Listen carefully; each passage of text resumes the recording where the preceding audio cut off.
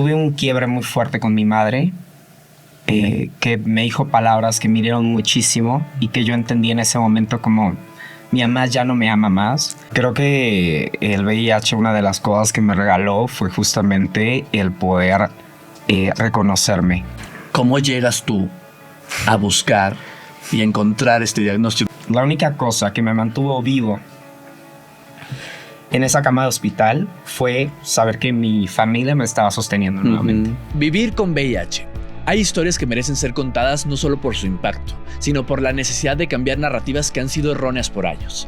El VIH es un tema rodeado de estigmas, prejuicios, y estamos aquí para hablar desde la realidad, desde la experiencia de una persona que lo ha vivido en carne propia. Él nos comparte su camino antes y después del VIH, los retos emocionales, familiares y sociales que ha enfrentado y cómo ha transformado su historia en activismo, ayudando así a miles de personas que viven con un diagnóstico positivo. Esta es la historia por contar de Charlie Flows. Querido Charlie Flows, bienvenido a Historias por Contar. Gracias, gracias. ¿Cómo estás? Genial, Carlos. ¿Tú? Bien, contento de tenerte aquí. Gracias por aceptar la invitación, porque deben de saber que Charlie viene desde Playa del Carmen. Por eso trae ese colorzazo, colorzazo que trae. Gracias. Charlie. ¿Cuándo llegaste a la Ciudad de México? Pues llegué ayer con mi novio. Llegamos al aeropuerto como a las, no sé, 5. Y aquí te tenemos ya listo para contar tu historia. Fíjense que yo di con Charlie a través de redes sociales. Te encontré en TikTok primero. Me salió un TikTok tuyo yo haciendo como esta búsqueda, ¿no? Estaba yo buscando a la persona indicada que viniera a contar esta historia que tiene que ver con el episodio de hoy que ustedes ya lo conocen, que es Vivir con VIH. Y di con tu TikTok y me encantó la manera en la que cuentas, ¿no? Cómo es tener un diagnóstico positivo y cómo has tú también procesado tu historia. Y creo que es súper importante, Charlie, lo que haces de convertir tu historia en un activismo, en una manera de ser un referente para esas personas que el día de hoy se enfrentan, sobre todo desde la ignorancia, ¿no? Desde la poca información que hay al respecto, porque ha existido alrededor del VIH y también del SIDA, que ahorita hablaremos las diferencias y qué es cada una de ellas. Hay mucha desinformación. Incluido yo en su momento me tocó vivir esta desinformación siendo una persona de la diversidad y eso seguramente tú también, ahorita quiero llegar a ese punto, nos hace crecer con un montón de miedos, con un montón de estigmas, con un montón de prejuicios, ¿no? Al simplemente ser quienes somos, porque pareciera que diversidad también es sinónimo de VIH y hay un montón de historias que se han contado a lo largo de la historia y gracias por estar aquí para abrir esta conversación sin tapujos, porque además creo que es súper importante, ¿no? Poderla desmitificar así, como pollito desmenuzado para entenderla y que allá afuera haya más información. ¿Cómo estás el día de hoy? Primero me gusta saber cómo te sientes hoy. Yo me siento genial. O sea, me siento en una etapa de mi vida en la que ha venido como sucediendo un proceso muy grande de muchas cosas y me siento pleno, o sea, como que siento que estoy viviendo un punto donde estoy recogiendo todos esos regalos de todo ese trabajo en muchas áreas, en lo familiar, en lo romántico, en lo profesional. Y creo que es bonito poder disfrutar de esos momentos porque la vida está llena de matices y llena de etapas y llena de inviernos y llena de primaveras, ¿no? Me encanta. Porque además justamente la vida no es lineal. La vida tiene estos picos arriba, picos abajo y tenemos que saber surfearlos, ¿no? Sí. Cuéntame, ¿hoy cuántos años tienes? Porque eres muy joven. No sabemos cuántos tienes. Es un secreto. Tengo 34. 34. 34 años, sí. Y ya este diciembre pasado cumplí 15 años. ¿Con tu diagnóstico? Sí, desde el diagnóstico. ¿Es el diagnóstico? ¿Cómo lo llamas tú?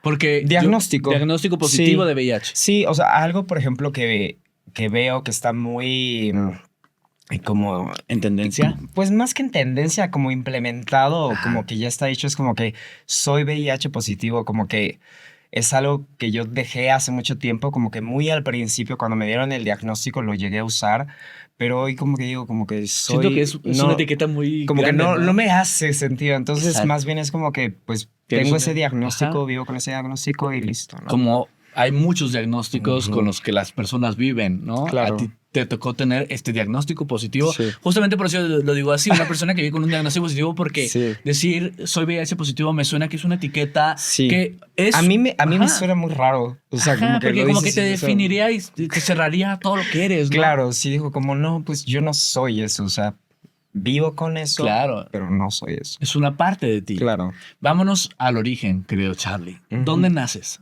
Ay, bueno, pues yo soy de la tierra de la barbacoa. Nos encanta la barbacoa y tu tierra. Toda mi familia viene de allá, entonces creo que es bien importante en la vida saber siempre de dónde vienes. Ujú.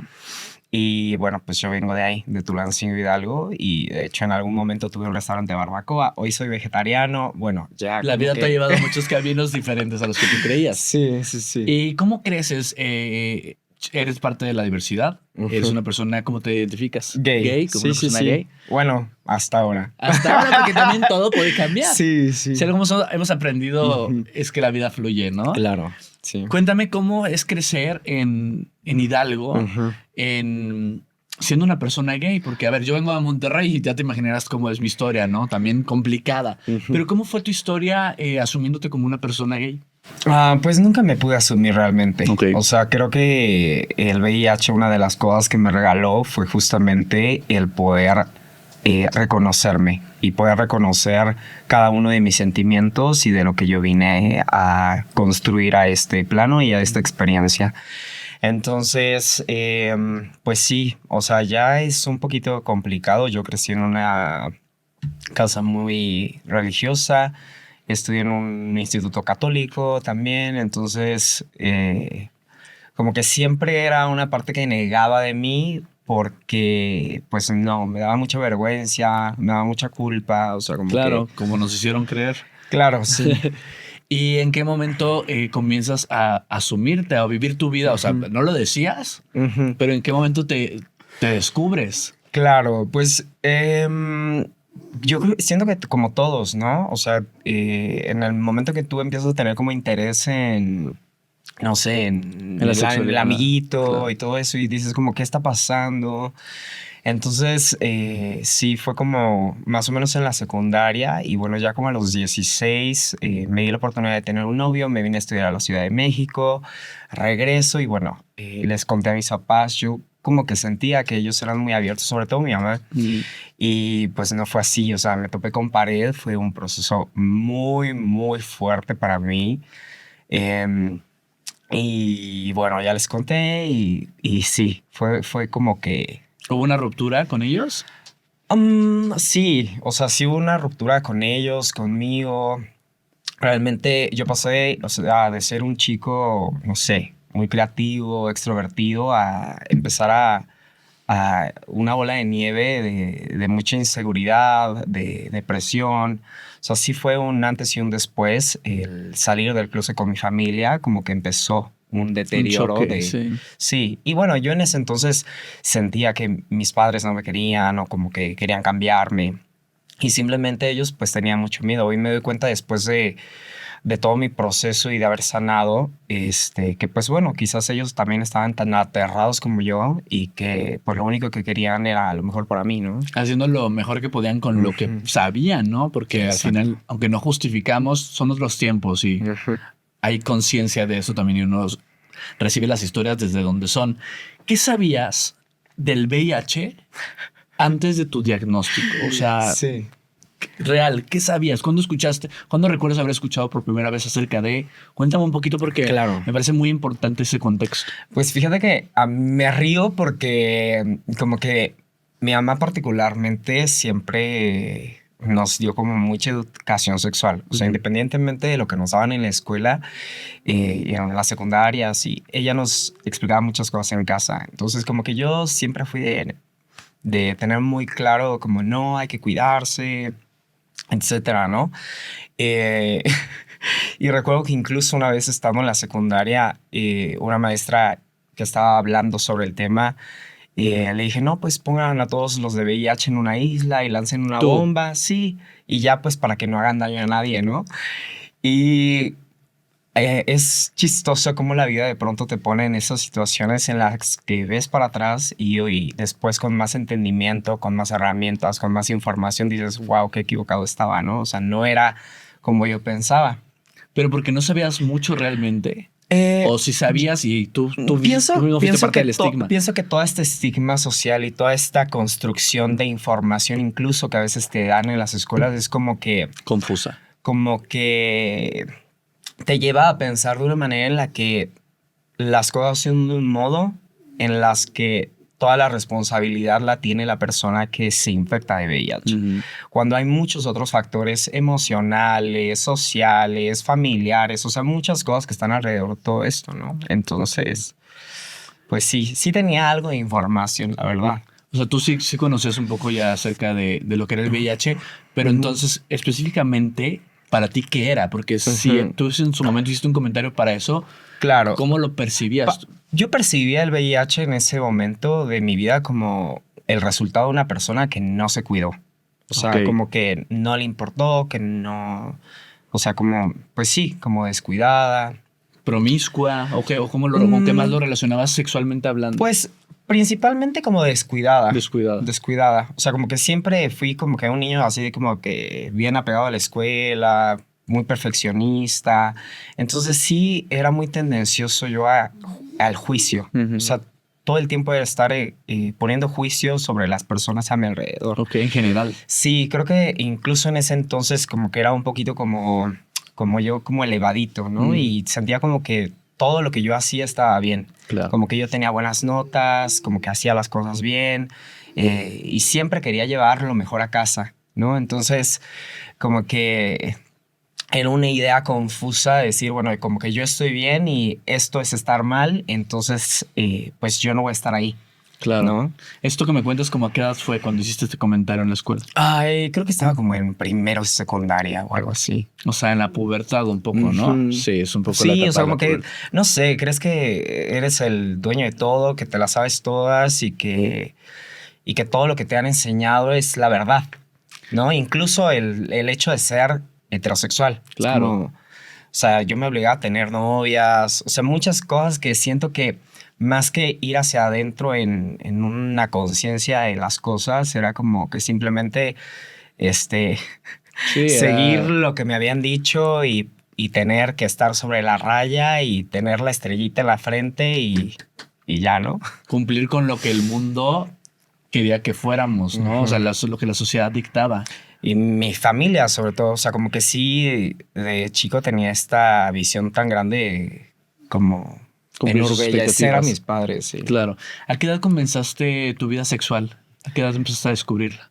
Pues igual, cuando era adolescente y pues sí se sintió como mal. O sea, todo el tiempo era como que sentirse mal, culpable. Y creo que también una de las razones por las que hay tanto estigma y hay tanto dolor alrededor de todo esto es porque en muchas ocasiones todo se tiene que esconder, ¿no? O sea, no es como aceptado por la familia. Entonces eso lleva, Lleva una connotación oscura, ¿no? claro, y Negativo. que te cueste trabajo llevar una relación con una persona, pues sí, abiertamente con tu familia.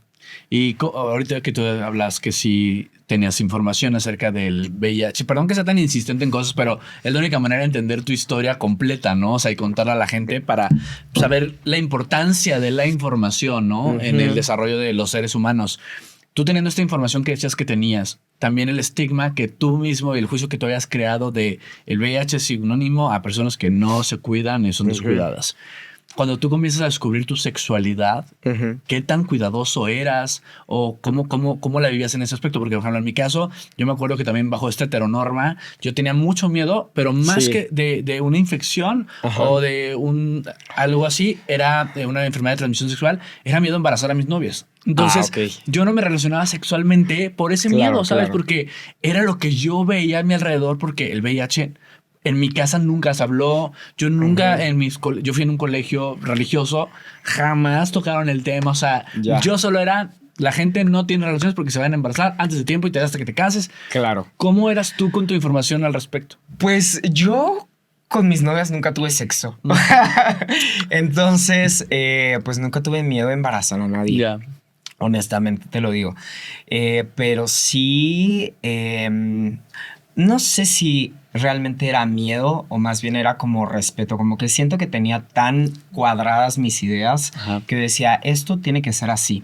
Ciertamente existe como ese miedo, ese temor, ese respeto, como tú lo quieras ver. Sí. Y siempre fui súper respetuoso de eso. O sea, como que en esa parte yo era como que súper, súper, súper, súper firme. Ya. Independientemente si era con mi novio, O con- con una ajá. pareja como más seria o era una persona como de única vez. Pasajera, ajá. Siempre mis normas era sí, pero con condón, Claro. si quieres. Y si no, pues no. Ok, perfecto. Sí.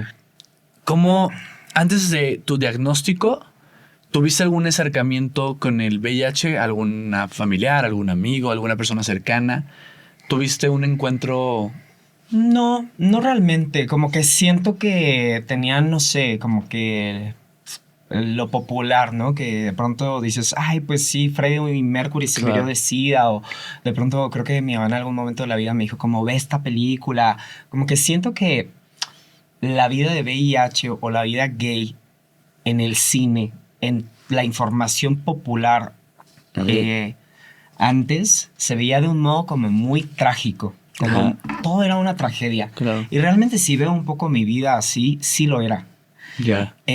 Pero siento que poco a poco, conforme vamos teniendo un poco más de apertura y vamos teniendo un poco más de conciencia, pues tenemos hoy, no sé, series como Heartstoppers que a mí apenas la vi con mi mamá y decimos, ay, qué bonita, y no sé qué. Y yo digo, wow, cómo me hubiera gustado tener este tipo de referenciales para una vida de pareja, ¿no? O para una vida de VIH, pues una referencia diferente, porque Claro. teníamos referencias como muy caricaturizadas del muy ser gay trágicas. o muy trágicas, ¿sabes? Sí. Entonces como que siempre se viene eso a la mente. Claro.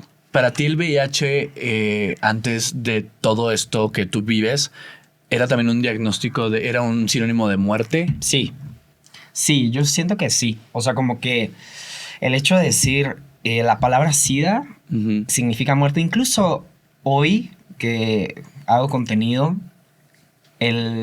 diría que el 90% de las personas que escuchan la palabra SIDA automáticamente dicen es la fase terminal.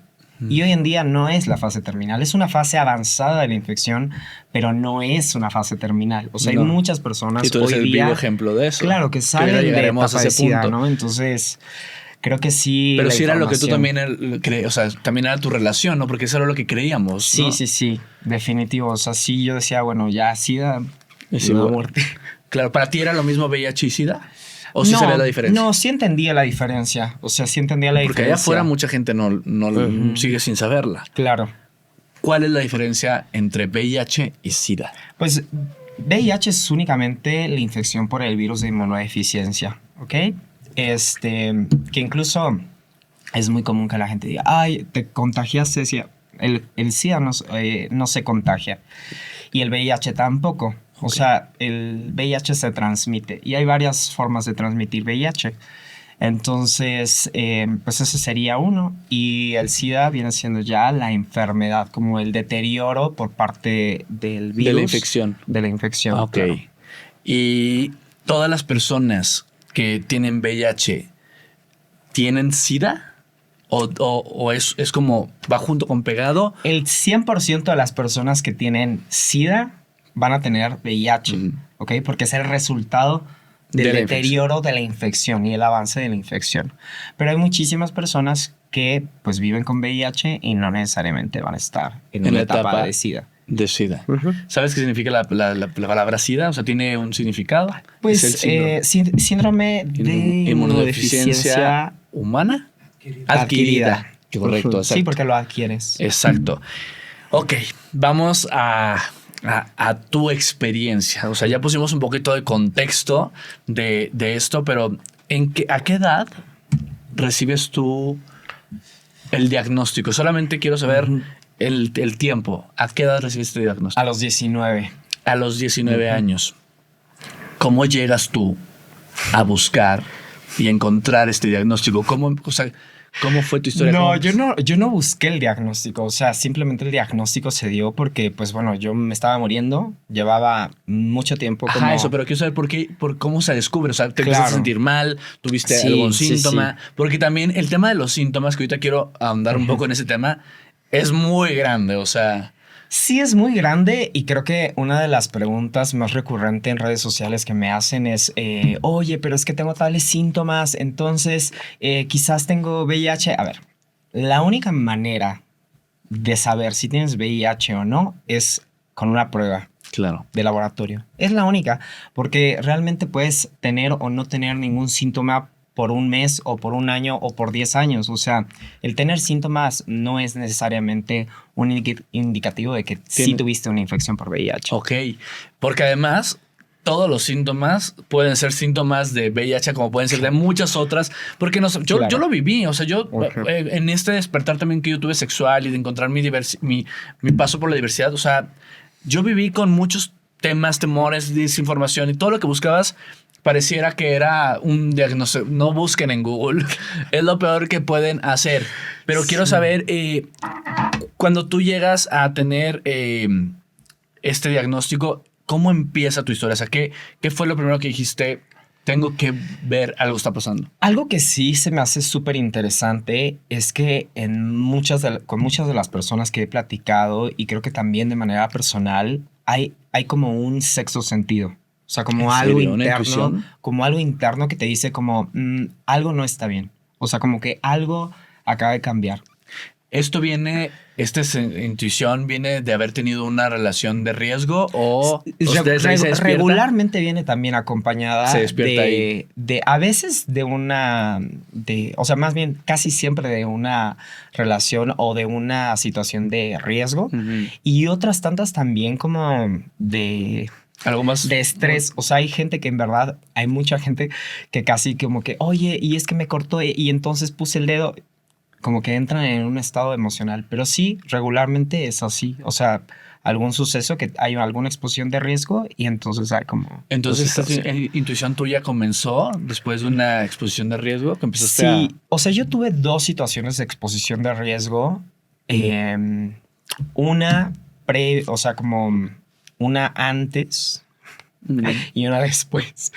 O sea, la primera fue una experiencia un poco traumática. Estaba con una persona, y no sé, en algún punto como que se cayó el preservativo, se quitó el preservativo, no sé, como que de pronto estábamos buscándolo y en eso nuevamente inició la penetración. O sea, no me preguntó, todo pasó como muy rápido, quedé como frío y quedé completamente petrificado.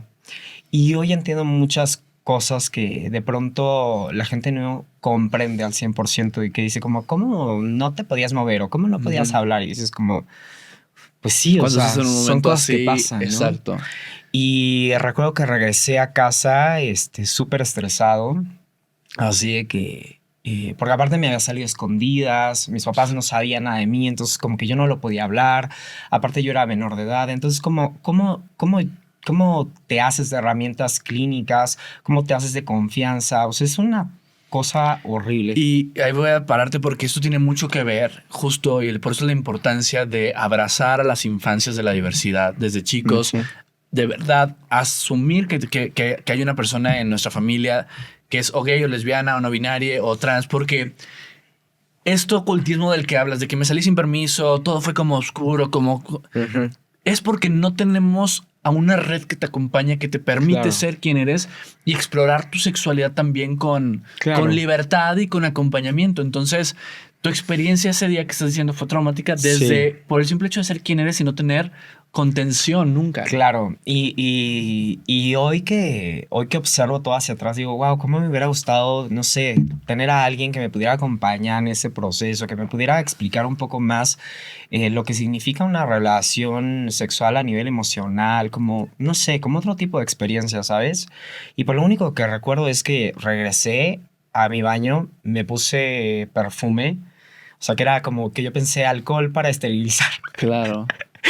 Agarré perfume, me ardió muchísimo y me quedé como al lado de la taza del baño llorando, que yo decía, o sea, ¿por qué, no? O sea, ¿por qué esta persona hizo esto? Yo en ningún momento como que le dije que sí, o sea, ni siquiera me preguntó. Y bueno, chistoso porque muchos años después tuve como la oportunidad de volvérmela a encontrar, a través de un mensaje y como que fue muy bonito desahogarse y decirle como, Sí, sonar esa historia. esto que sucedió realmente fue muy traumático y fue muy horrible para mí. Y esa fue como mi primer acercamiento ante una situación así. De sentir este miedo, ¿no? Y hasta, Sí, decir, ¿cómo "Chin", actúas y ante sí. eso? Porque ahorita llegaremos a un punto de que hoy existen oportunidades ante estas exposiciones de riesgo. ¿Sí está bien dicho así? Claro. ¿Qué haces tú? O sea, llegas a tu casa, dices lo del perfume, la culpa, el cuestionamiento, pero ¿pudiste hacer algo o no? Nada, No sabías qué nada, hacer. nada, te lo tragas, o sea, No sabías qué te hacer. lo tragas porque, pues dices, ya está, o sea, ¿qué voy a hacer? O sea, yo decir la palabra soy gay, o sea, decir soy gay, que eso saliera de mi boca, o sea, para que yo tuviera ese valor, no sé, creo que fue hasta los 24 o algo así, o sea, pasaron muchísimos años como para que yo pudiera realmente tener la confianza de decirlo de un modo diferente. Entonces, pues nada, simplemente me tragué ese suceso y pues ni siquiera fui a hacerme una prueba de laboratorio ni nada. En algún punto recuerdo que cuando regreso a Hidalgo, mis papás como que me mandaron a hacer estudios porque yo me vine a vivir a la Ciudad de México. Les digo, soy gay. Así ya Y saliste. bueno, y me mandaron a hacer de todos los estudios. Y recuerdo que ese estudio particularmente... Porque ese es un gran estigma también. El ser gay o ser parte de la diversidad es Claro. sinónimo siempre de enfermedades de transmisión sexual, lo cual no es verdad. Claro, de pronto ellos, no sé, decían, bueno, estuvo allá solo, dijo que tuvo un novio, no sabemos si se cuidó, si no se cuidó. Y bueno, creo que hicieron como padres lo que debió haber hecho cualquier Sí. padre. Y de hecho tengo esos estudios por ahí en algún lado. Y esos estudios salen VIH en negativo. Pero a algún punto entre esa situación y el hospital, yo tuve otra situación de exposición de riesgo. Okay. Y pienso que pudiera haber sido en esa situación que yo tuve esa infección. Pero bueno, para cuando yo llegué a ese punto, ya mi autoestima, mis ganas de vivir, todo estaba permeado. Prácticamente así. ¿Te refieres a cuando ves el resultado bajo tierra? Claro, pero te refieres a cuando ves el primer resultado negativo. No, Ay, porque me imagino que todo este tiempo viviste con miedos, con todo este... Fíjate que es chistoso, pero yo nunca vi ese resultado de laboratorio. O sea, como que fui con mis papás, ellos hicieron todo. Era para ellos. Todo y ya. O sea, como que nunca me dijeron, esto salió así. No, simplemente como que yo asumí que pues había estado todo bien, porque si no me lo hubieran dicho. Ajá, pero o sea, estaba más sí. asustado y preocupado por qué van a hacer ellos con lo que salga en esa información que realmente lo que pase ahí. Claro. Ok, entonces ahora sí, viene de este primer resultado que dice que está negativo, pasa otro tiempo a esta nueva exposición de riesgo. Sí, bueno, ya en esta segunda, que tuve, pues no sé, como que yo viví con eso, sí traía como que ese gusanito, ese temor, pero bueno, no sé, o sea, no leí como esa atención. ¿Por qué? ¿Te daba miedo encontrar un resultado o qué no? ¿Qué te detuvo a explorar eso? No, yo creo que más bien como que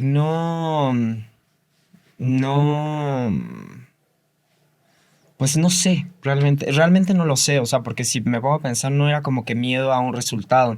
Y hoy en día ni siquiera recuerdo si eso fue antes de esos estudios o después. Probablemente fue antes, no lo recuerdo bien. Lo único que yo sé es que pues a partir de ahí como que fue muy difícil llevar la vida de familia.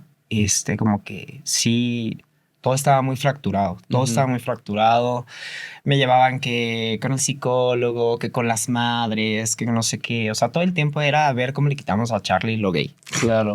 Sí, ese era el mayor problema en ese momento de tu vida. Sí. ¿Y en qué momento comienzas, después de esta segunda exposición de riesgo, a descubrir que algo está pasando? ¿Ahí es donde llega tu intuición, la que dices? Pues hoy que han pasado más de 15 años y que llevo 10 años en mi proceso de sanación, empecé una búsqueda de información y hoy comprendo la enfermedad completamente diferente a como yo la entendía cuando era adolescente. Cuando yo era adolescente, lo que me enseñaban en la escuela era completamente biológico. O sea, era, ok, te da gripa porque pues no... Te mojaste, Ajá, alguien no te estornudó, no cuidaste. sé Ajá. qué, etcétera. No tomaste vitamina C, estás comiendo mal, no estás durmiendo. Y aunque los factores nutricionales son importantes, los factores biológicos son importantes, hay una parte muy importante que es la parte emocional y mental. Y pues el origen de la mayor parte de las enfermedades tiene siempre una raíz emocional, o sea, el 99%. Entonces... Tú venías pues nos ya mal. echaríamos aquí como 3 horas de podcast hablando solo de eso. Sí. Pero sí. Tú estabas mal emocionalmente. Emocionalmente yo ya venía muy deteriorado. Había estado intentando tener un novio, después mis papás como que me quitaron el celular, me quitaron las redes sociales. O sea, todo el tiempo era como pisotear mi autoestima, pisotear mi seguridad. Todo era como muy difícil.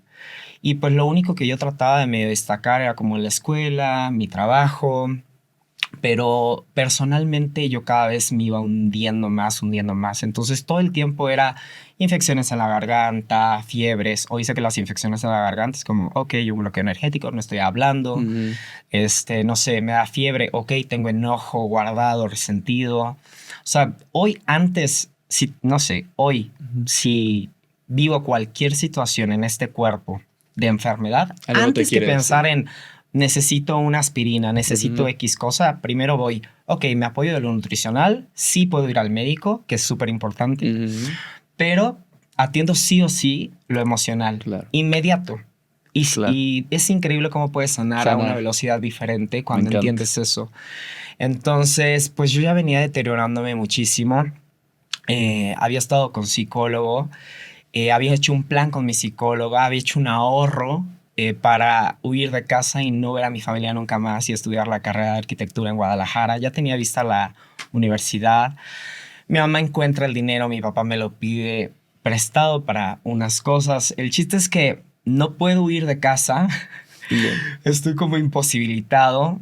Ruego que me vaya yo a estudiar a otra universidad aquí en La Condesa.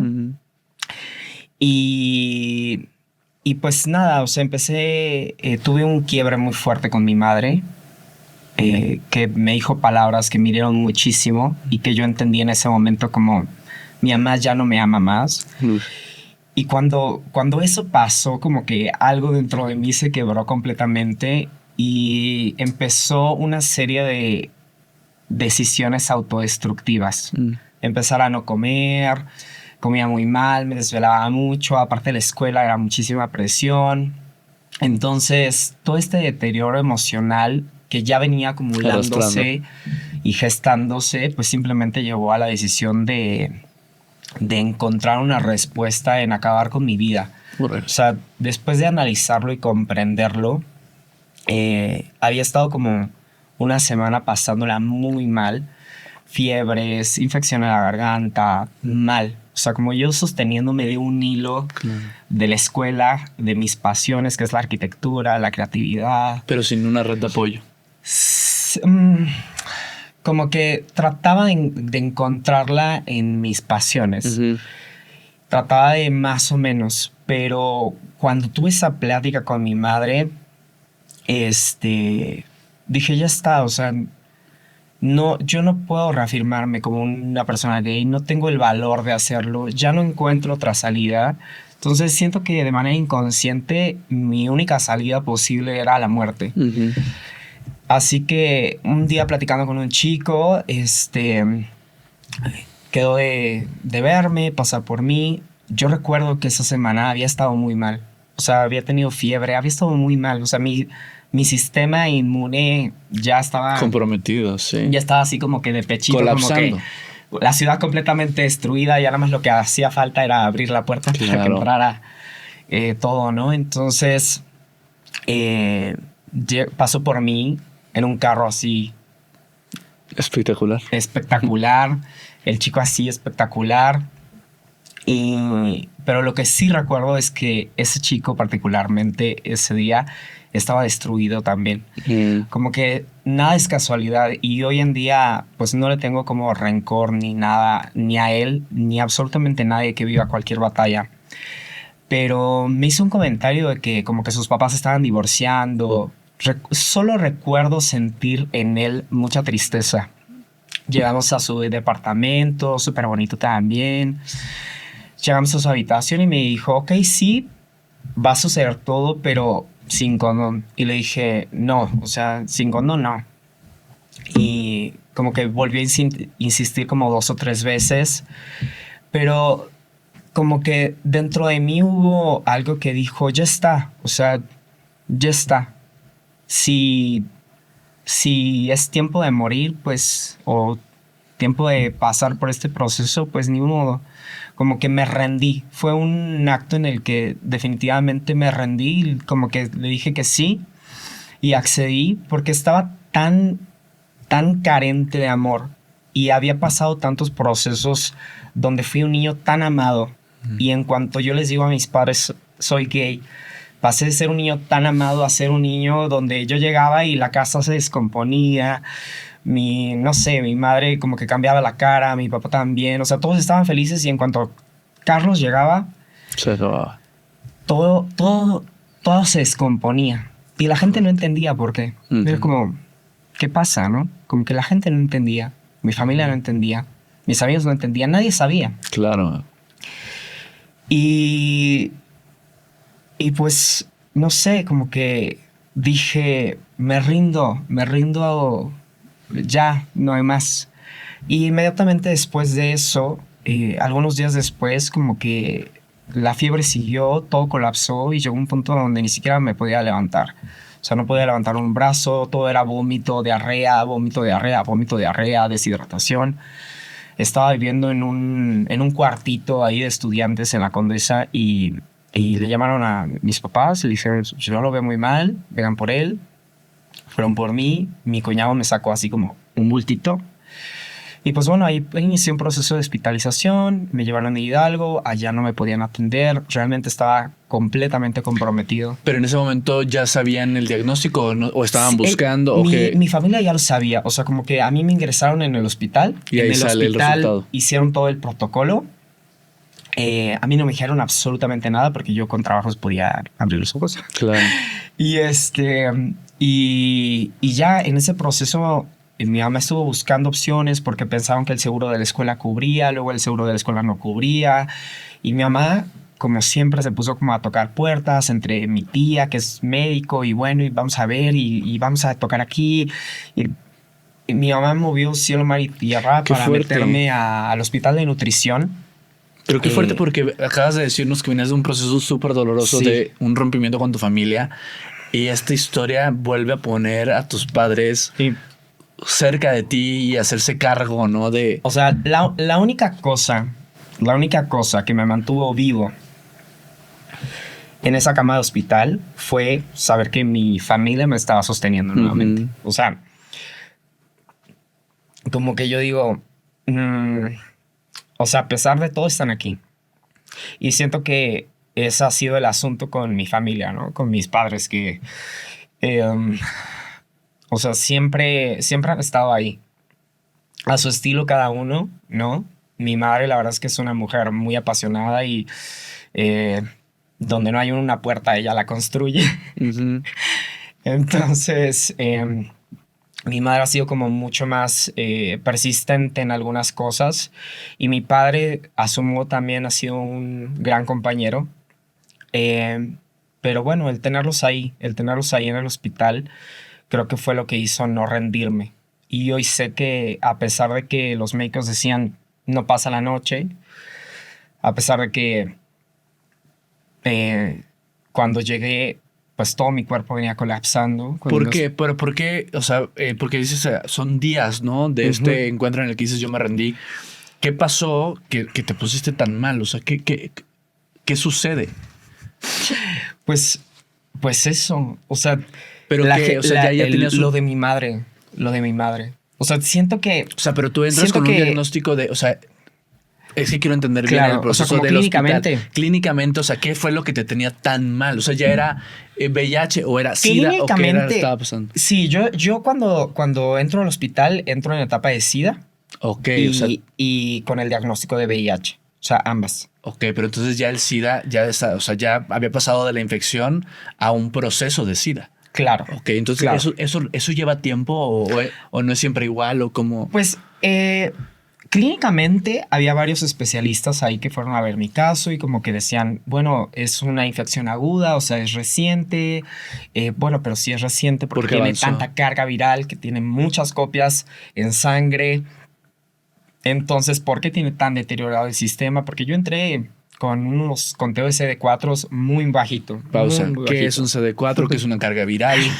Hola. Sí, sí, sí. Miren, para todos los que están viendo, CD4 es como esos soldaditos dentro del sistema inmunológico específicos que son como unos paladines, digamos, que son Ujú. como los jefes. Los guardianes.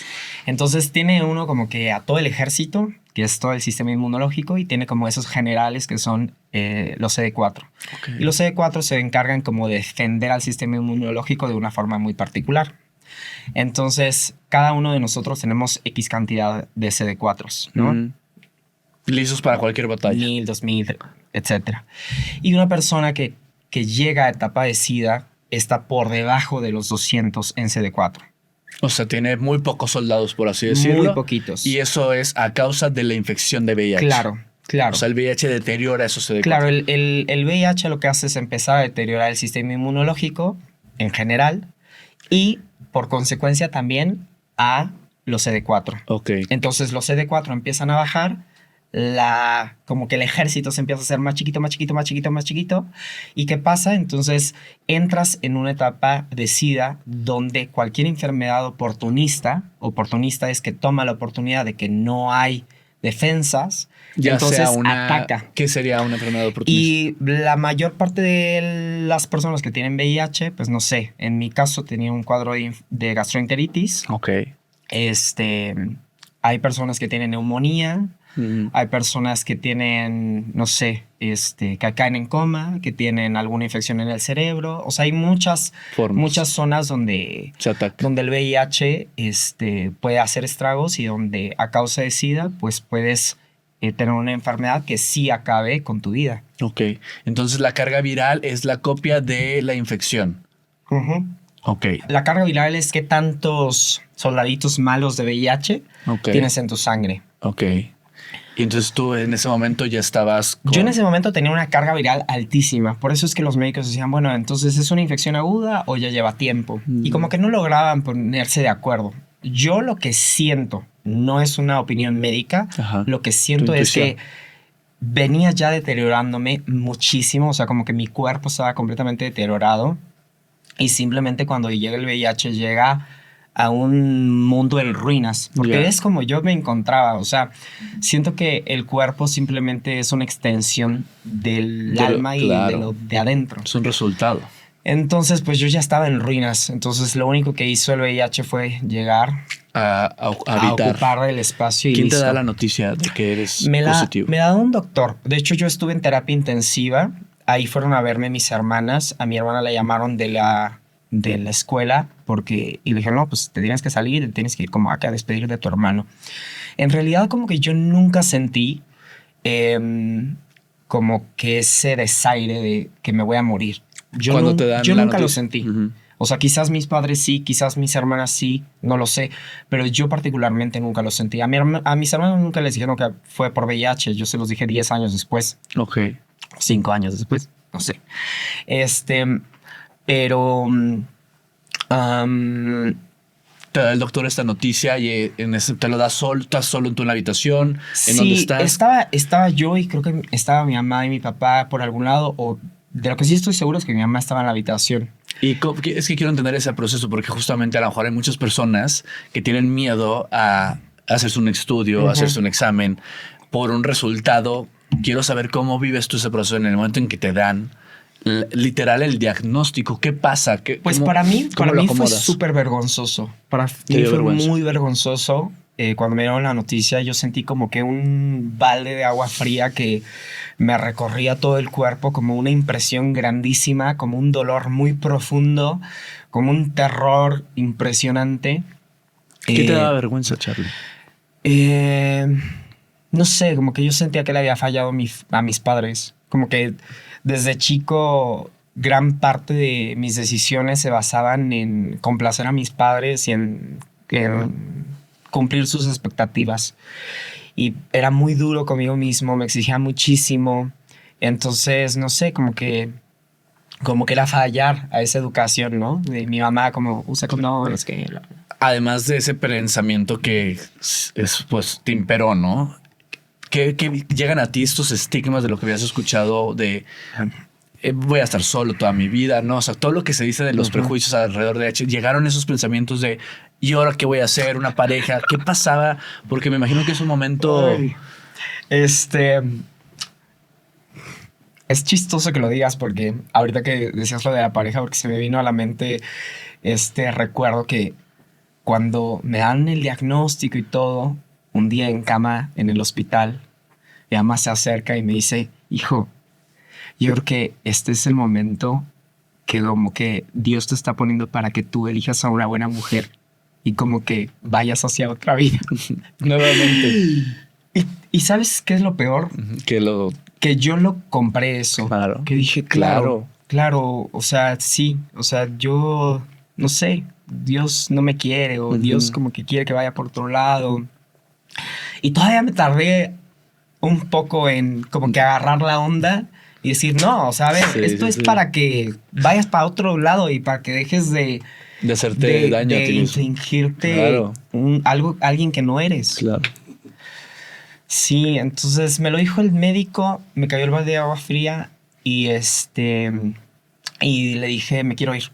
Del hospital. Sí, yo tenía 1000 máquinas conectadas, o sea, imagínate ahí como un vegetal y yo así como, no, quítamelo. Yo me quiero ir. ¿Por qué querías huir? Me quiero ir. O sea, lo único que recuerdo es que yo decía, me quiero ir, como que quería huir, sí, de esa situación y de esa vergüenza, como que esa escena... Decía, no, o sea, solo recuerdo eso como mucha vergüenza. Y sí, como esto de me voy a morir. O sea, me voy a morir porque pues ya estoy en etapa de SIDA, estoy muy mal. Como que no sentía que me iba a morir porque como que había algo en mí, como una fuerza dentro de mí. Y era mi familia. O sea, mi familia me estaba sosteniendo y era como, yo soy como un trapo, que estoy así como un fantasma, pero ellos me están sosteniendo, ¿sabes? Como que me están sosteniendo y solo porque me están sosteniendo puedo seguir adelante.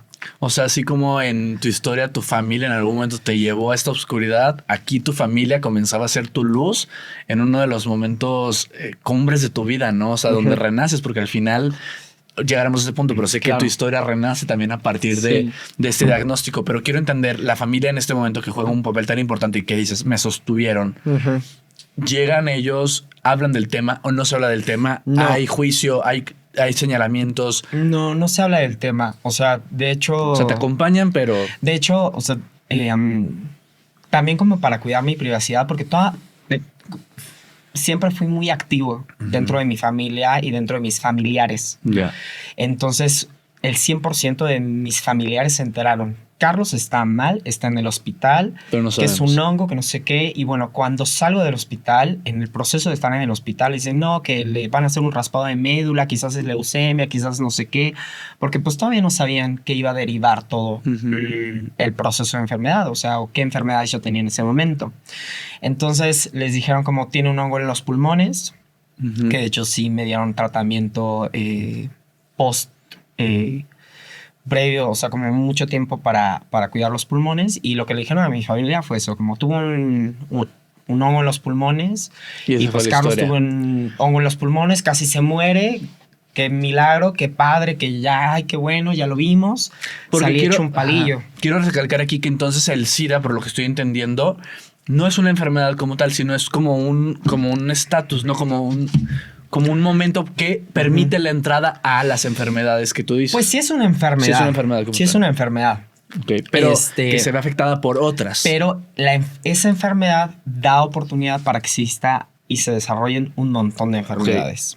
Por separado e incluso hasta al mismo tiempo todas. Y ¿no? afortunadamente ninguna de las que yo tuve en ese momento, porque lo he visto con otras personas que tienen toxoplasmosis, que tienen pérdida de movimiento en articulaciones o que tienen alguna embolia o que tienen alguna situación que los imposibilita, en ninguna enfermedad oportuna. O sea, después de todos los estudios que me hicieron y de todos y cada uno de esos estudios, nada se veía realmente comprometido. Qué bueno. Simplemente inicié el tratamiento antirretroviral, salí un palo, tenía 54 kilos cuando salí del ¿Cuánto hospital. tiempo después de que entraste sales del hospital? Fue casi un mes. Casi un mes. Fueron como 2 semanas de terapia intensiva. Estuviste en terapia intensiva. Sí. Sí, en la unidad de cuidados intensivos que, la verdad, el equipo de ahí del hospital de aquí del sur, 10 de 10. Y se ataca primero el tema del gastro, o sea, el tema gastrointestinal que tenías y luego ya comienzas con tu tratamiento. Sí, el tratamiento antirretroviral recuerdo que lo empecé un poco después. O sea, no recuerdo, pero no fue lo primero con lo que inicié. Porque también es algo como que tú tienes que aceptar. O sea, como que decir, como que, ok, sí, estoy de acuerdo, inicio el tratamiento. ¿Qué es un proceso? Tratamiento antirretroviral. Pues el tratamiento antirretroviral es... en ese entonces yo tomaba 2 pastillas. ¿Qué es el PrEP? No, el PrEP es un tratamiento preventivo. Ok. Que no tiene todos los activos que regularmente tiene el tratamiento para VIH. Ok. ¿Tiene un nombre la pastilla del antirretroviral? O sea, ¿se le conoce como de alguna manera pues como el PrEP? Antirretroviral así tal o AZT. Ok. Entonces comienzas tú con 2 pastillas. Sí, comencé con esas 2 pastillas. Actualmente yo tomo solo una, que es el Biktarvy. Que es la más común ahorita. Sí. ¿No? Y la verdad es que es muy práctica. O sea, te lo tomas yo me lo tomo a las 10 de la noche. Eso también es todo un tema, ¿no? El tema del tratamiento, porque hay mucho también ocultismo luego alrededor de estas pastillas. ¿El tratamiento antirretroviral se tiene que tomar a la misma hora?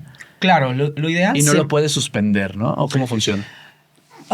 Pues no lo debería suspender. No lo debería suspender. O sea, lo ideal es que, o sea, lo que hace el tratamiento antirretroviral es evitar la duplicación del VIH. O sea, evitar que se hagan más copias y más soldaditos dentro de tu sangre de VIH y deterioren tu sistema. Okay. Entonces, pero no los aniquila. O sea, simplemente no permite que se reproduzca. Les quita la capacidad de tomar el material genético para poderse reproducir. Okay. Y entonces tú comienzas tu tratamiento. ¿Y qué pasa? Porque también hay muchos cambios físicos, ¿no? Internos a la hora de tomar. O en tu caso no fue así. Es un caso único. Claro. Pues fíjate que es muy interesante esta pregunta que haces porque la vivo día a día con muchas personas que se acercan al grupo ahí en Telegram y en redes sociales.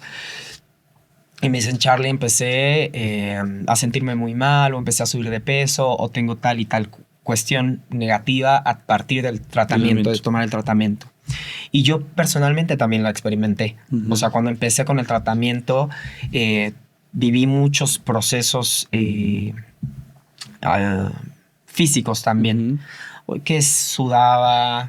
1 hora casi después de tomármelo, yo sentía como que se me adormecía todo, como que medio me daba vueltas. A veces para ir al cine como que sentía ese adormecimiento, como una presión, como que sí no me incapacitaba, pero sí se sentía raro, eso se sentía mal. A veces incluso para manejar y como que mis papás, mi mamá sobre todo estaba al pendiente, como, oye, ya te tomaste tu tableta, ya tomaste tus vitaminas, me decía ella. Y sí había un proceso de malestar por muchos años. Okay. Y siento que este estigma es un tratamiento muy fuerte. Lo tuve muchos años y lo sufría. Okay. Hoy es muy curioso porque hay una gran parte mental. Okay. ¿Sabes? O sea, sí hay una verdad dentro de que antes los tratamientos eran muy agresivos, pero hoy en día los tratamientos antirretrovirales son muy amigables con el paciente. Okay. Entonces me ha pasado con muchos pacientes de VIH que se acercan y me dicen, Charlie, le estoy pasando muy mal con el medicamento. Y le digo, mira, te voy a dejar este ejercicio. vas a tomar tu medicamento y le vas a decir puras cosas bonitas. Confío en ti, te amo, te quiero, vamos a estar juntos. Y como que ahí les pasó. Hacer un proceso amoroso, claro. Sí. El 100% de ellos al día siguiente Es otra están historia. bien. Wow. Y yo mismo hice ese proceso en algún tiempo porque estaba yo muy peleado. Estaba muy peleado y me resistía muchísimo como al medicamento y así. Y pues hoy en día la verdad es que vivo muy bien. Okay. O sea, vivo muy bien y no tengo nada de esos síntomas o efectos secundarios del tratamiento. Después de esta etapa que sales del SIDA y supongo que se estabiliza, ¿no? Tu carga viral y entonces comienzas tu tratamiento y comienzas a recobrar tu salud, quiero creer, ¿no? O sea, comienzas a estabilizarte. ¿Cómo funciona? No, algo que les digo a todas las personas que llegan y que me dicen, oye, Charlie, ¿qué onda con esto? Me acaban de diagnosticar, ¿qué hago para estar saludable? Algo que pasa tristemente en los hospitales es que lo único que tienen para ofrecerte es el control de la replicación del virus.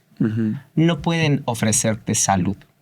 Okay. Incluso después de varios años y de sentirme desesperado y de pasar procesos de depresión, recuerdo una cita médica que fui con mi padre y le dije al médico, bueno, dígame, o sea, yo ya desesperado, como llorando, le decía, ¿qué hago? O sea, si me dice, me paro de cabeza a las 3 de la mañana, yo lo hago, pero yo ya estoy harto de vivir así, porque vivía muchos procesos psicosomáticos o para mí que eran muy reales en ese momento, donde yo los atribuía todos al medicamento.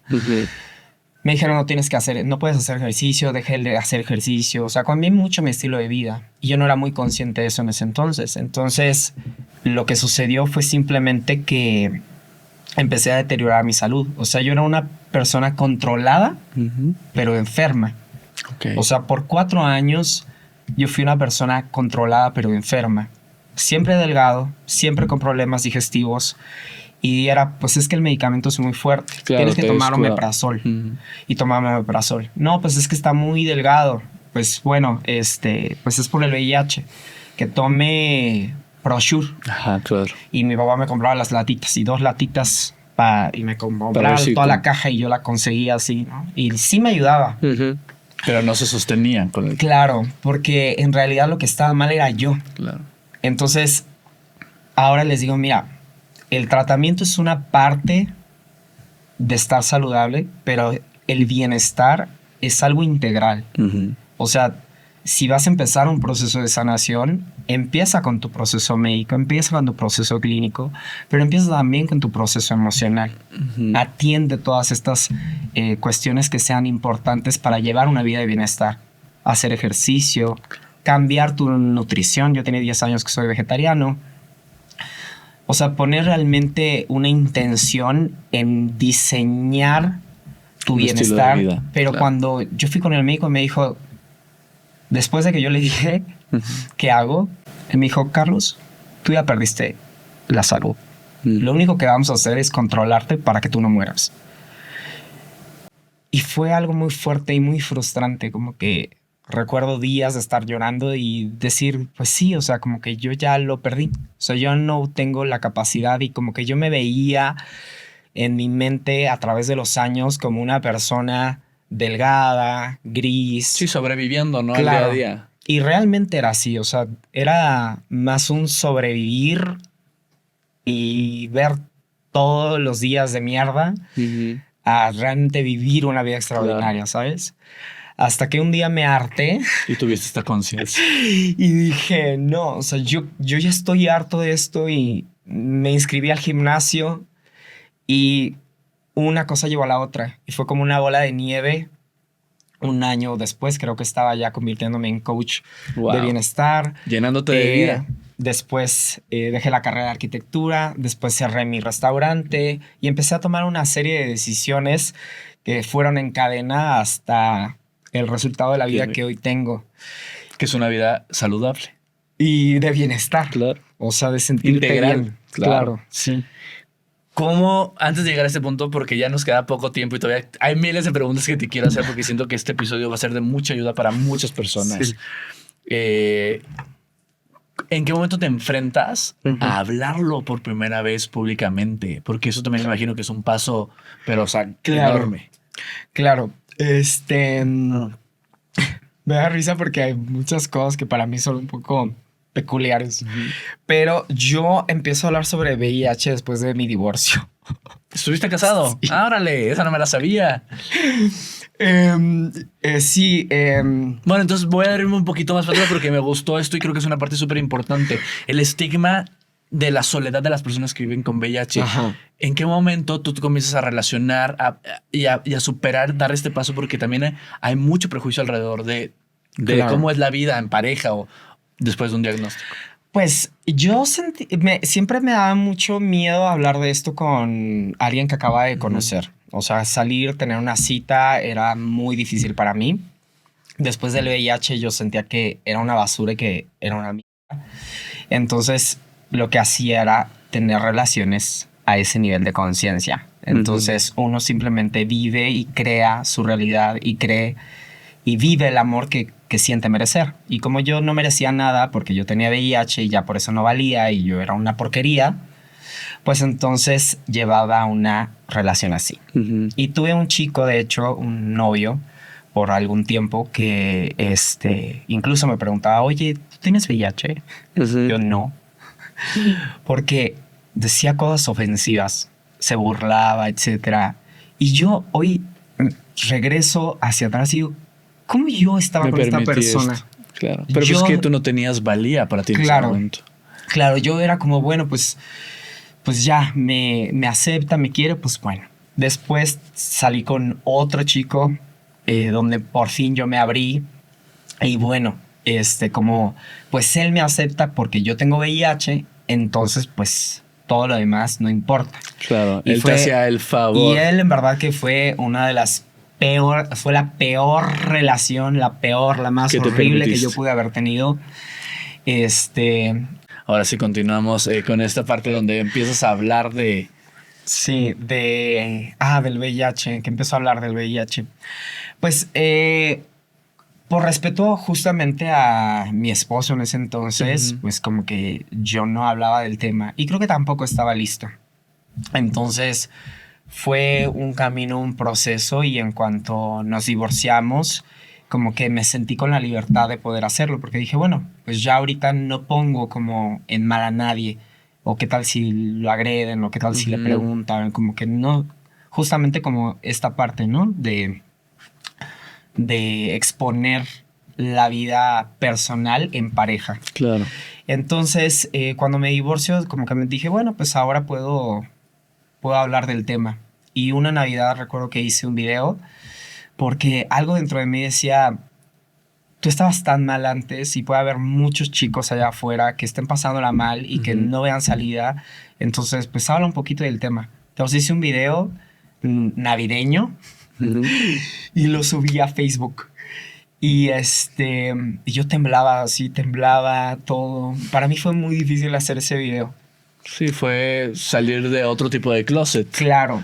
Y ahí fue donde toda mi familia se enteró. Porque nadie sabía. Claro. O sea, nadie sabía. Ni tus hermanas. No. ¿Y qué pasa?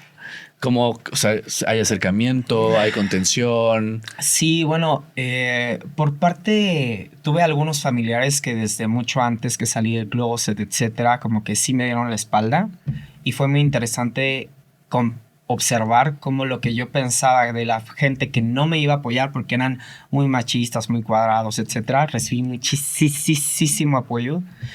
Y de las personas que yo veía como más liberales y que no sé qué y que no había problema, nada, todo lo contrario.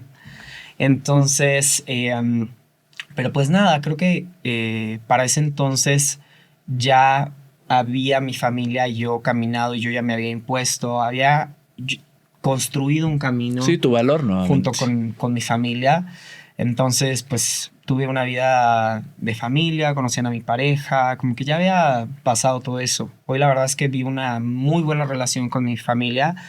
Después de mi divorcio, pues me reconstruí nuevamente de mis heridas del corazón. Y pues hoy vivo con mi pareja, tenemos una vida familiar, ¿no? Mis abuelas lo adoran, mis hermanas, como que pues sí vivo una realidad completamente diferente a la que viví en ese entonces, pero fue en el momento en el que dije, bueno, vamos a empezar a compartir un poquito de este camino con otras personas que necesiten un poquito de luz, porque pues a mí se me ha dado mucha y es momento de compartirla, a pesar del miedo. No, y me encanta porque hoy tú abrazas tu historia desde un lugar que te ha permitido sanar. O sea, es un proceso muy complejo, me imagino. O sea, hoy estamos teniendo esta conversación porque han sido años y años que tú has vivido, ¿no? Trabajando, sanando, encontrando además tus propias maneras de sanar, que eso me encanta y me parece maravilloso. Pero el que hoy puedas compartir tu historia y abrazar esos momentos tan duros desde esta luz que hoy tienes, que que pudiste volver a encontrar, porque tu historia cambió por completo, ¿no? Sabes, dices, tengo una buena relación familiar, vivo con mi pareja, Claro. estoy súper sano, soy coach, o sea, todo eso de lo que has hablado me parece maravilloso. Y justamente aquí tengo una sección que se llama Abrazando el Pasado. Okay. Y tengo este regalo para ti y me gustaría que juntos veas lo que está aquí adentro y me digas desde hoy, ¿quién eres hoy? ¿Qué le dices a este Carlos que está en esa fotografía? Gracias. Ay, ¿En qué momento estaba Carlos aquí? aquí justo tenía muy poquito de salir del hospital. Me parece que era el cumpleaños de mi amiga. Yo había salido en diciembre del hospital, poco antes de que naciera mi sobrina. Tiene la misma edad de mi nueva vida. Claro. Y nada, como que tengo ahí una sonrisa, pero pues estaba bien destruido yo por dentro. ¿Cómo lo abrazas a la distancia, al tiempo? Ay, pues nada, que lo quiero muchísimo, que es un guerrero, que es muy fuerte. ¿Te imaginabas ahí lo que eres hoy? Esta luz que tienes. No, la verdad que como que ahí me costaba trabajo ver como el próximo día. Y sí se puede. Sí. O sea, es maravilloso tu historia justamente porque es una historia de inspiración. O sea, tú no solamente tuviste un diagnóstico positivo, sino que estuviste en una etapa muy difícil, ¿no? De SIDA. Y verte hoy creo que eres un caso de éxito que inspira y va a inspirar a muchas personas. De verdad te agradezco mucho que nos lo estés compartiendo y que estés conectando con esta historia, que al final es abrazar tu pasado de una manera súper amorosa desde tu presente hoy, que es súper, súper luminoso. Y hoy, ¿qué sueñas? Hoy, ¿cómo es tu vida? Hoy, ¿cómo la vives? Porque antes para ti también era un diagnóstico fatal, ¿no? O sea, hoy, ¿cómo sí vives tu día a día? Claro, híjole, pues ahora creo que es todo lo contrario. Aquí lo que había perdido era la capacidad de soñar. O sea, no alcanzaba a soñar porque lo que en algún momento pensé que podía hacer de mi vida siempre me topaba con pared y como que todo se destruía. Entonces perdí la capacidad de soñar hasta que en mi proceso de sanación fui a talleres, coaches, muchos procesos que me ayudar nuevamente a soñar. Y hoy creo que me paso un poquito como que Pero como que tengo esta visión de mi vida tan grande que muchas veces me rebasa la realidad. O sea, cuando la realidad llega, digo, wow, esto no es cerca de lo que yo en algún momento pensé o soñé. O sea, me han regalado momentos como, recuerdo esto de hace algunos meses con mi abuela, que estábamos en la playa y me dijo, estoy muy feliz con el hombre que estás. Es un gran ser humano. Te mereces a alguien como él. Y mi abuela es una mujer admirable, muy respetable, que ha formado y construido gran parte de nuestra familia. Y para mí como que significa mucho respeto y demasiada aprobación. Y yo jamás ni remotamente soñé con algo así, ¿sabes? Como que yo digo, esto ni no sé, Y en tus más remotos sueños. ni de ninguna manera, ni con toda mi creatividad, que soy una persona muy creativa, logré en algún momento a imaginarlo, ¿sabes? Y poder recibir como ese abrazo a través de esas palabras, yo digo, no sé, yo no pido más. Yo ya todo lo que quise en algún momento construir, Y está. ya todo lo que venga, como que es de regalo, ¿sabes? Porque justo cuando regreso a Hidalgo a vivir con mi familia, me hice este tatuaje ¿Qué dice? que dice, ama sin importar qué. Porque tenía tanto miedo de regresar a un lugar donde yo no me sentía seguro. Pero era tan grande mi deseo de, ¿sabes? Como de construir nuevamente el amor de familia, eh, como construir todos estos sueños que yo tenía, que yo soñaba pues viviendo con mi pareja, no sé, como de una manera amorosa, natural, que se sintiera agradable, no estar preocupándome de, uy, me gustaría casarme, pero lejos de ser un sueño es una pesadilla, porque pienso como, no, todos me van a estar mirando, nadie le va a gustar, y hoy en día nada de eso está, ¿sabes? Y justo el primer día que llegué y regreso a vivir a mi ciudad natal, me puse ama sin importar qué, porque no estaba seguro de todas las puertas de miedo que iban a estar ahí y que iba a tener que abrir una por una. Lo único que sí estaba seguro es que quería vivir una vida llena de amor y quería vivir una vida linda. Entonces fue un acto como de valentía y de amor y no fue nada fácil. O sea, recuerdo que con mi ex esposo la primera vez que nos abrazamos enfrente de mi mamá dijo, ¿por qué se abrazan? No se abracen como aquí en público. Y íbamos a un restaurante y le decía, bueno, pero tú siéntate allá. Y nos sentábamos en lugares como separados. Y hoy darme cuenta que todo se siente tan natural, que todo es tan lindo. Que tienes esa vida que soñaste. Sí. Qué bonito. Gracias por compartir. Ya estamos a punto de terminar, pero en este programa tenemos una sección que se llama Cartas por Contar. Y esta carta es por demás especial porque la escribiste tú mismo. Claro. Y me encantaría que le dieras voz. Ok. Dale.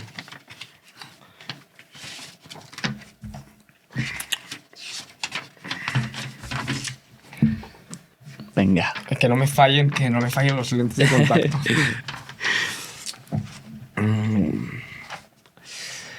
Para Carlitos. Mi niño hermoso, hoy estás por cumplir 15 años. Será complicado poder mostrar esta carta en tiempo terrestre, ya que desde el día que te inscribiste en la Escuela de la Experiencia Humana en el plano material, desarrollaste un plan divino acompañado de muchas otras almas para ir viviendo, sintiendo, creciendo y experimentando en tu vida lecciones valiosas sobre el amor. Por otro lado, sé que la energía de mis palabras no conocen tales leyes terrestres, así que seguiré leyendo cada palabra con la mayor de las intenciones. Toda vibración resuena, encontrando su camino. Te enviaré algunos mensajes a través del espacio-tiempo, de diversas maneras que podrás comprender cuando vayan llegando. Lo tendrás claro porque podrás sentirlos. Te llaman mucho la atención algunos chicos de la escuela, tanto como otros de las caricaturas. Sé que te sientes diferente desde hace mucho tiempo y te cuesta trabajo entender por qué sientes lo que sientes, llenándote de culpa, vergüenza y remordimiento. Desde niño te preguntabas por qué te obligaban a ir a clases de taekwondo que no te gustaban ni tantito. Yo sé que no te gusta la violencia, el maltrato. Y claro, porque es justo tu misión en la tierra que se trata de todo lo opuesto. Elegiste enseñar sobre la nobleza, la sensibilidad, la empatía y el amor incondicional. Por otro lado, te digo que esta misión se pondrá un poco difícil y que en 4 años tu vida dará un cambio radical, marcando un antes y un después dentro de este gran proyecto. Estarás en una cama de hospital donde te darán una noticia que caerá como un balde de agua fría. Sentirás mucho enojo y tristeza, preguntándote el porqué de esta situación. Sé que será difícil encontrar tranquilidad, mas te prometo que este acontecimiento, en vez de marcar el final de tu vida, será el inicio de tu nueva vida. Un proceso de metamorfosis está por comenzar. No será un proceso rápido, en él habrá muchos días de incertidumbre y oscuridad, pero con el paso de los años y dar un paso a la vez superando cada reto, verás que todo en realidad es un camino hacia esa vida que tanto anhelas y sueñas. Créeme cuando te digo que incluso más maravilloso de lo que alguna vez pensaste, todos esos miedos que hoy ves tan grandes se convertirán en migajas. Para vivir la vida que mereces, por más difícil que sea de comprender, hoy te digo que el VIH solo es la puerta por donde llegaron todos esos regalos bonitos de la vida.